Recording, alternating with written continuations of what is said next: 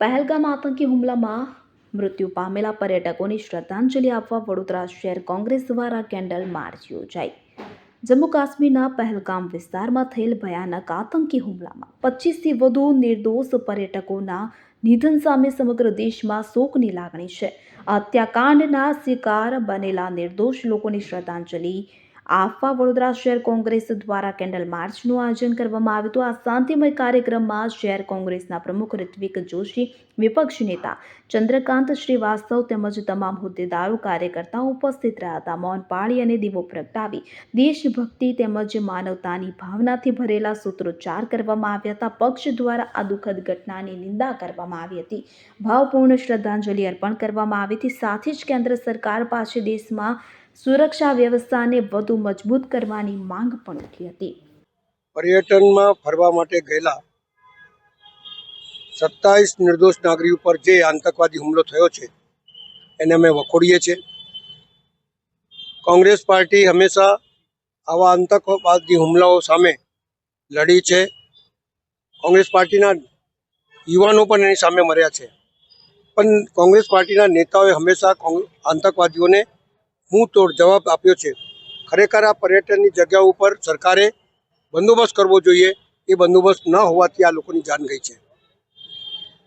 અમે આજે પણ કોંગ્રેસ પાર્ટી તરત જ કીધું છે કે એવી ઘડીની અંદર અમે તમારી જોડે છીએ। કોઈ પણ આતંકવાદી હોય અને જે દેશના હિન્દુસ્તાની ઉપર હુમલો કરે એને નેસ્તો નાબૂદ કરવું જોઈએ એવું સ્પષ્ટ અમે માનીએ છીએ। વાર્તાઓ નહીં પણ એક્શન જોઈએ, અને એક્શન કોંગ્રેસ પાર્ટીના નેતાઓએ કરી બતાડી। લાલ બહાદુર શાસ્ત્રીની અંદર આતંકવાદી ઘૂસ્યા તો લાહોર દેખાડેલું, ઇન્દિરા ગાંધીના ટાઈમ પર થયું તો 2 ટુકડા કર્યા, જવાહરલાલ નહેરુએ આતંકવાદીને ભગાડ્યો। મંચ ઉપર ભાષણ શોભા નથી દેતા, લોકોની જાન ના જાય એવા પ્રબંધ કરવા જોઈએ એવી કોંગ્રેસ પાર્ટી માંગ છે।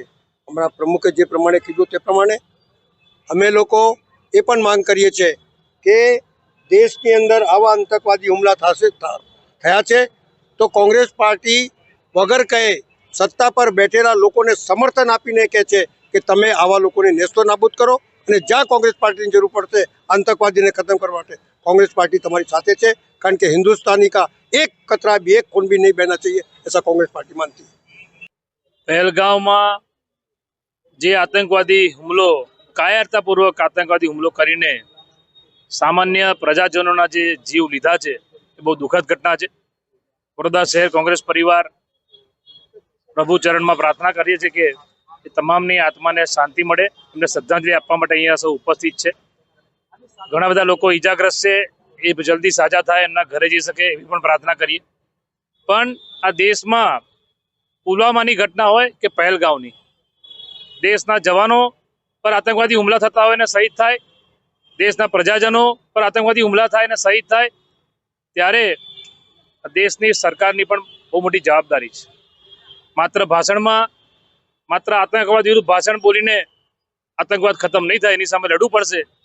आ देशनी लोखंडी महिला प्रधानमंत्री स्वर्गीय इंदिराजी गांधीए भाषण नता कर्या, करीने बताव्युं, पाकिस्तानना 2 टुकड़ा करीने बताव्या।